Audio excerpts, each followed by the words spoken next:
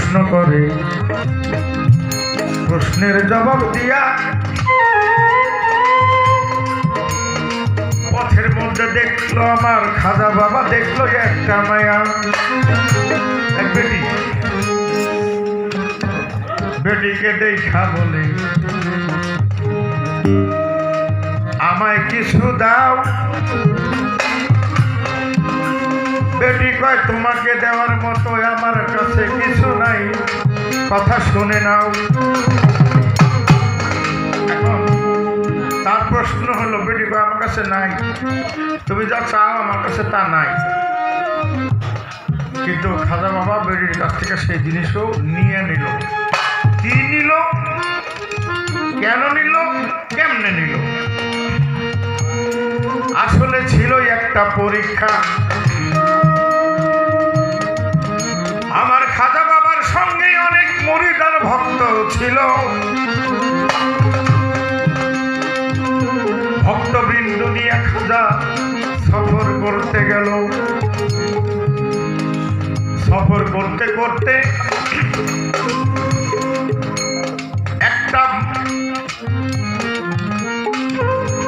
একটা জায়গায় পৌঁছাইল। যখন একটা বেটিকে, সুন্দরী রমণীকে দেখিল, তখন রমণীকে দেখা মুসলমান তো পর্দাশীল, আমার দাও, কি দিব, আমার একটা চুমা দাও। তুমি বীর পুরুষ, তোমাকে এইটা দেওয়ার ক্ষমতায় আমার নাই, এইটা তোমায় দিতে পারবো না, তোমারে জানাই। ও কথা ঠিক,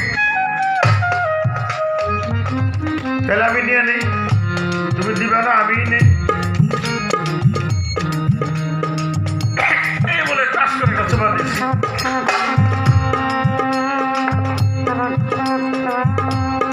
ভক্ত তো সবাই আর ভক্ত হইতে পারে না।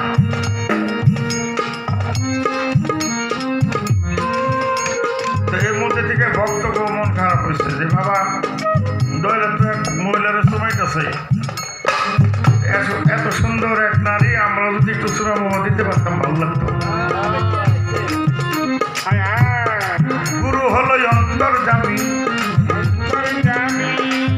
অন্তরের ভেদ জানে, অন্তর দিয়ে বুঝে নিল কোন ভক্তের কি মনে। ওখান থেকে সামনে গেছে ভক্তদেরকে বুঝাইবার জন্য। সামনে যায় দেখে একদল অগ্নি পূজক আগুন পূজা করে।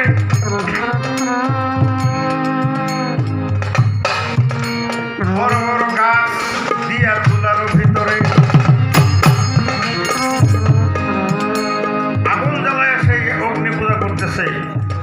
আর খাজা বাবা মুসকি মুসকি হাসে হাইসা একটা লাকড়ি, একটা টান দিয়ে ছোট আগুন জ্বলতেছে, লাকড়ি একটা টান দিয়ে ওই গরম আঙ্গুর গুলা, মানে আগুন গুলা চাবাইতেছে।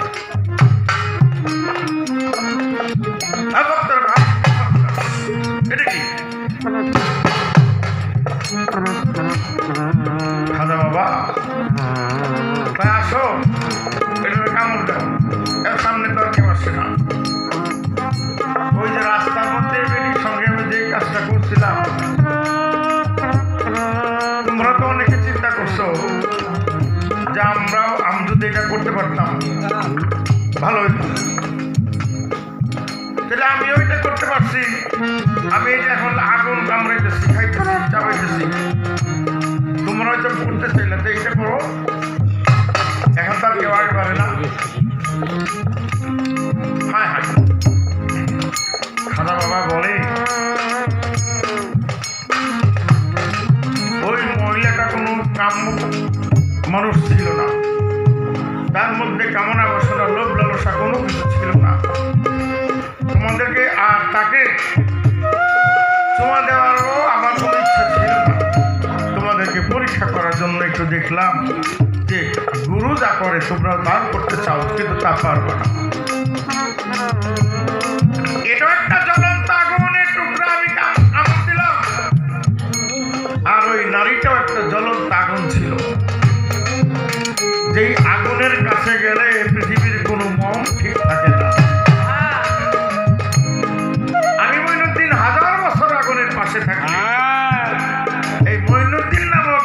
কোনোদিন গলবে না। তো তোমরা যদি সেরকম হইতে পারো তাহলে তোমরাও সব কিছু করতে পারো। এই তো একটা কথা ছিল, হইল পুরুষ পরিষ্কার, আরেকটা জিজ্ঞাসা রয়ে গেছে তার। আমি সেই কথা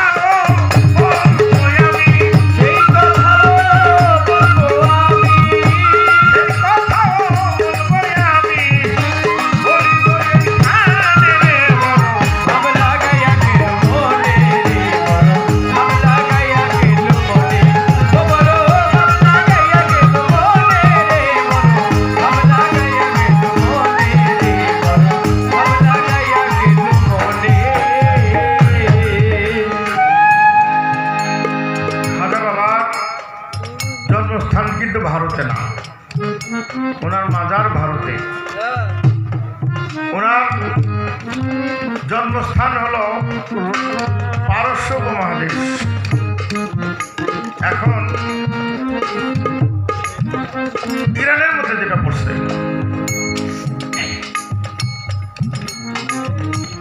তো উনি ওখান থেকে ওনার যে পীর উসমান হারুনির সঙ্গে মক্কা শরীফ জিয়ারত করলেন, তওয়াফ করলেন। এই হজের কাজ সমাধা করে মদিনা শরীফ চলে গেলেন।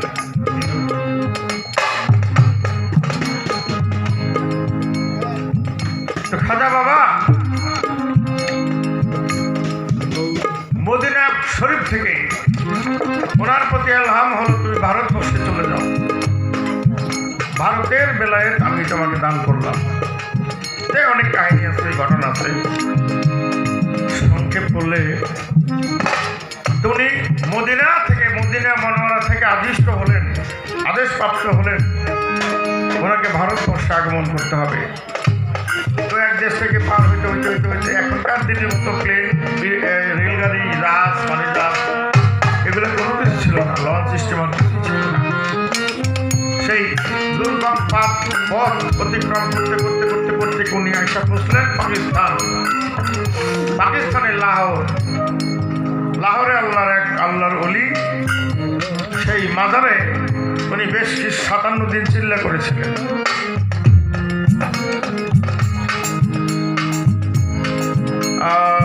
সম্ভবত দাতাগঞ্জেশ্বর ওনার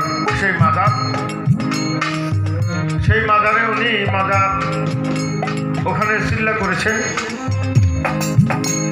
41 দিনের চিল্লা শেষ করে আরো কিছুদিন সেখানে অপেক্ষা করে উনি ভারতের পথে রওনা হবেন। নিয়ত করে বেরোইলেন, এবার আমার যেখানে আদেশ হয়েছে আমি সেই ভারতবর্ষে যাইতে হবে। ভারতের উদ্দেশ্যে পা দিচ্ছে। পথের মধ্যে এক লোক রাস্তা আটকাইছে। আপনি কই যান? আমি ভারত যাব। আপনাকে ভারত যেতে দেওয়া হবে না। আপনি যদি ভারত যান, বহুদিন ধরে ভারতে একটা মজার চাকরি করতেছি আমি, আমার এই চাকরিটা থাকবে না। তুমি চাকরি করো, থাকবে না, আমি যাওয়ার সাথে তোমার সাথে কি সম্পর্ক? তখন সেই ব্যক্তি বলতেছে, দেখেন, আপনি যদি ভারতের মাটিতে পা রাখেন, ওই যে আমি বলছিলাম আমার চাকরি থাকবে না, ভারতের লক্ষ লক্ষ কোটি কোটি মানুষকে আমি জান্নাতের পথকে ভুলাইয়া জাহান্নামের পথের দিকে নিয়ে রাখছি। এমনি এগোড়ায় কেউ মূর্তি পূজা করে, কেউ আগুন পূজা করে, কেউ সূর্য পূজা করে, কেউ গণেশ পূজা করে, কেউ এই সেই ফলনা দপনা, এই মানুষগুলোকে আমি গুমরাহ করে সত্যের পথকে ভুলাইয়া এই পর্যন্ত রাখছি। কিন্তু আপনি যদি ভারতবর্ষে পৌঁছেন, তাহলে এই বিধর্মীগুলা, এই কুফরগুলা মুসলমান হয়ে যাবে, আমার চাকরি থাকবে না। খাজা বাবা বলে, ও বুঝছি, তুমি সেই বড় রাম, তুমি সেই বড় রাম, আদমকে ধোকা দেওয়ার জন্যই তো তুমি আসো।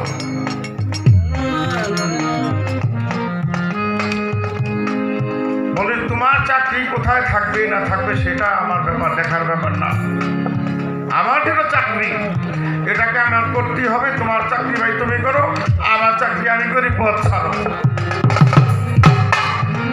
এই জোরাজোরি করে, জোরাজোরি করতে করতে করতে করতে যখন দেখে এমনভাবে জোরাজোরি করতেছে ওনাকে আসতেই দিবে না, তখন একটা এমন জোরে থাপড় মারছে, এক থাপড়ে এটা বাতাস হয়ে উঠে গেছে, বাতাস হয়ে উঠে গেছে গা। সেটা হল মকরুম আবেগ বাস্তবতা।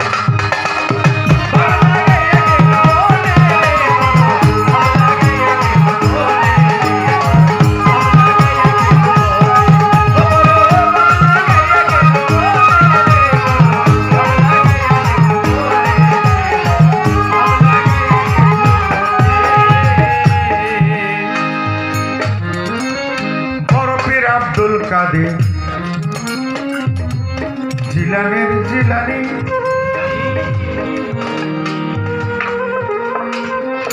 হজে যাবে, রওনা হলেন তিনি, হজ করতে যাবে, মক্কা হজ করে মদিনা মুনাওয়ারা জিয়ারত করবে। তো যাইতে যাইতে যাইতে যাইতে কিছু দূর গেছে, যাওয়ার পরে উনি বিশ্রাম নিতেছে পথের মধ্যে। এমন সময় এক লোক এসে, হুজুর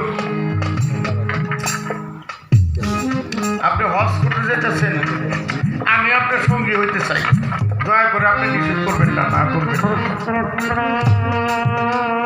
আচ্ছা তুমি আমার সঙ্গী হইতে চাও, ঠিক আছে, কিন্তু তোমার তো চিনলাম না,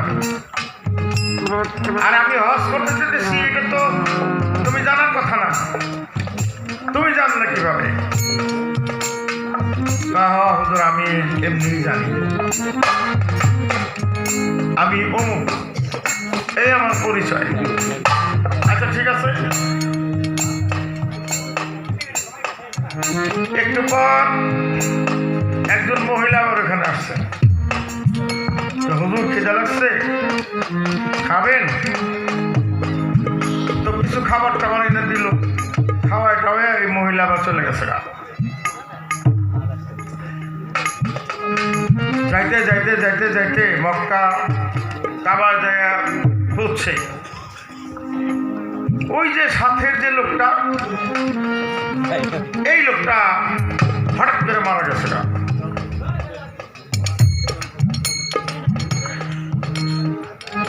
লোকটা মারা গেছে। তো আইবর রফির আব্দুল